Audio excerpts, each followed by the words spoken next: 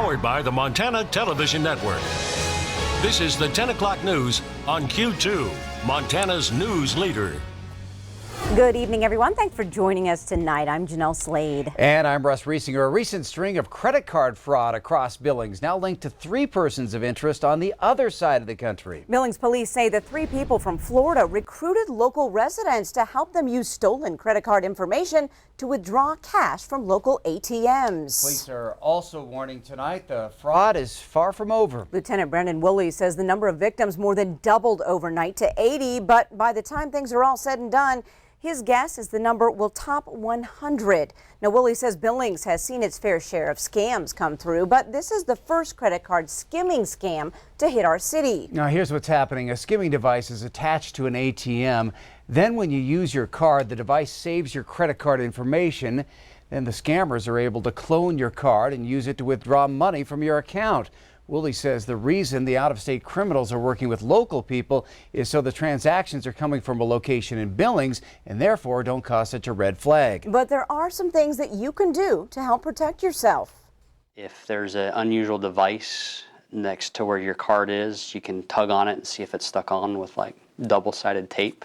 Try to use ATMs that are used frequently or in well-lit, good security locations such as well-lit bank parking lots.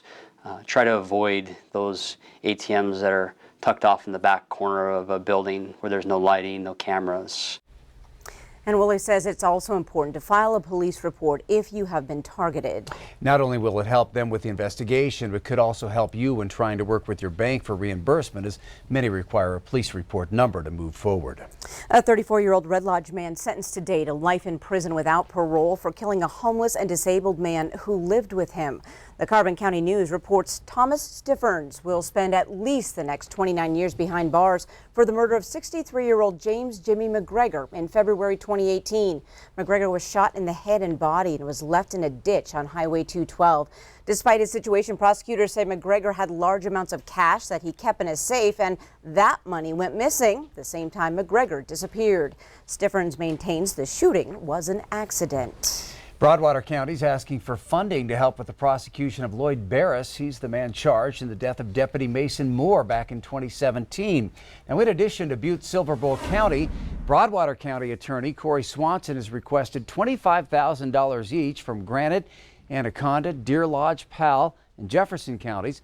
Broadwater County's legal costs for this case are around $241,000. Montana Department of Justice says donations would help cover the cost to prosecute Barris. Barris is currently at the State Criminal Mental Health Facility in Galen. Both the Broadwater County Attorney's Office and the State Attorney General's Office are prosecuting the case. A former plumber at Montana State Prison is now charged with smuggling contraband to inmates at the state prison in Deer Lodge. John Campbell, a former Department of Corrections employee, faces 39 felonies in connection with smuggling tobacco products to inmates for money. 10 inmates have also been charged. The prison says it cannot comment on this case while it's being prosecuted. Today, Montana State University made a big step toward its master plan. It's been about 50 years since the last major upgrade for athletes at MSU, and that looks like it's about to change. Our own Casey Conlon is standing by with what that means. Casey. Russ and Jeanelle, this morning university leaders asked the Board of Regents to spend up to $18 million to complete the design and begin construction on the Bobcat Athletic Complex, the first major part of MSU's 5-year facilities master plan. A 40,000 square foot building in Bobcat Stadium's north end zone that will house the football program. But Athletic Director Leon Costello says every Montana State athlete will benefit. MTN's Cody Boyer was at the stadium today and has more on the request.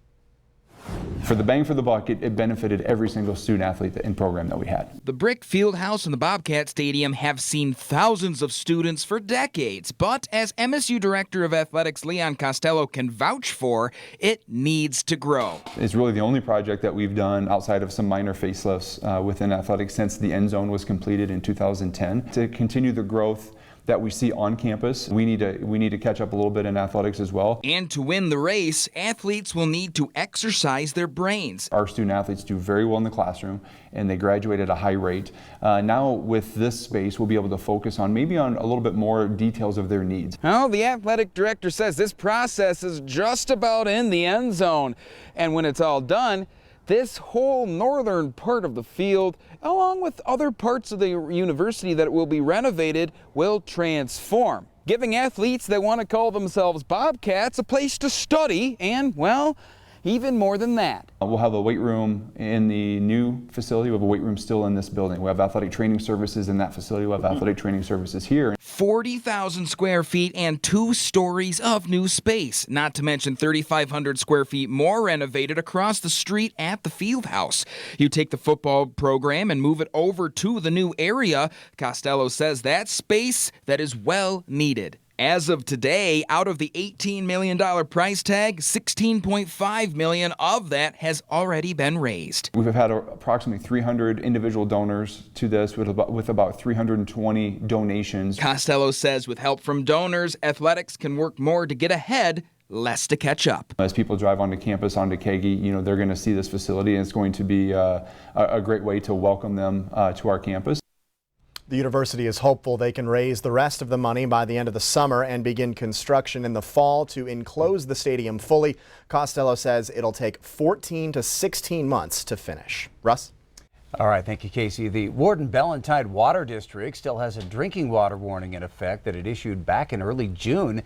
Weekly tests have shown high levels of nitrates. Infants up to 6 months should not drink water, juice, formula, or other products made from tap water. Those older than 6 months can drink the water, but pregnant women should check with their doctors. The Water District has not found the source, but states that nitrate contamination comes from agricultural, industrial, and natural sources, including septic systems and runoffs. Bottled water is available at the district's main office there in Warden. The 2020 race for Montana's Open U.S. House race is already packed with competitors, and tonight it's even more crowded. Democrat Matt Raines, a rancher from Sims, and Republican Tim Johnson, a school superintendent from Corvallis, entered the race. Both are political newcomers who say they'll bring a fresh perspective to the race.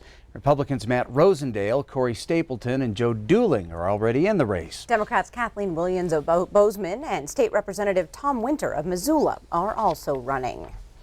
Well, Major General Matt Quinn of the Montana National Guard sharing Montana's efforts to prevent suicide among service members on a national level. Quinn recently testified in a hearing before the Senate Committee on Veterans Affairs. He and other experts from across the country spoke about what has been working in their areas. Quinn focused on several programs here in Montana. And those include employee assistance programs, which provide in-person counseling services for any issue that the service member or family member is facing. I'm encouraged by the number of Montana National Guard men and women taking advantage of the benefit, but additionally encouraged by the number of spouses and children of service members seeking care. Now, Quinn also testified that as long as there is at least one veteran or former service member helped in a time of need, he will continue to advocate for these programs. All right, let's turn to the weather now. Bob, we are seeing some higher numbers in the forecast, and people also need to take some precautions. Yeah, those high numbers are on the way. We've been kind of cool the last, spring and the early part of summer. Now we're getting ready for a major weather pattern change, one that has that cool air dropping down from Canada coming into our way. Well, the jet stream now is going to start to retreat. The heat from the southwest is going to start expanding, and it is going to include Montana as well as the rest of the country. And so here's what we thought we'd give you some tips to think about. Just slow down when it gets real hot like that. Dress for summer, just wear lightweight cotton clothing, something that will breathe. Watch what you eat, nothing really heavy. Drink plenty of water. Also stay out of direct sunlight when you can. And also when you can, why don't you just go into some air-conditioned places? Go to the mall or someplace where it's air-conditioned, because that'll make you feel a lot better and get your core temperatures down a little bit as well. Anyway, our forecast is talking about some high numbers. We'll chat about that in a few more minutes. All right, thanks so much, Bob. After more than 7 inches of rain fell in southern Sioux County, North Dakota near Bismarck, meteorologists are scratching their heads over what's described as a rare phenomenon. 2 people died after a chasm formed in the middle of a washed-out road, sending them plummeting 70 feet into a creek below. 2 others were injured in what the National Weather Service calls the unheard-of destruction for North Dakota. As flash flood waters reach speeds of 30 miles an hour, experts say the culvert didn't stand a chance against the sudden rush of water. And to the south of us in New Orleans, some 8 inches of rain fell in just a few hours, sending the area into a state of emergency as a storm system over the Gulf of Mexico threatens to make landfall. As that storm gains strength, meteorologists are concerned this could mark the first hurricane of the season to make landfall. The taste of a strong incoming storm season already has people abandoning vehicles and even kayaking through the streets. Now, the tropical system could dump up to 18 more inches of rain in New Orleans over the weekend. Tonight, continuing tonight here on Q2, Future in Agriculture is getting planted in an unlikely place. Find out how students are moving from lockers to livestock. Plus, the streets of New York, all celebration today for Team USA. We'll check out the World Cup parade. And later in sports, our signature series makes its way to Yellowstone County with a risk-reward hole everyone can enjoy.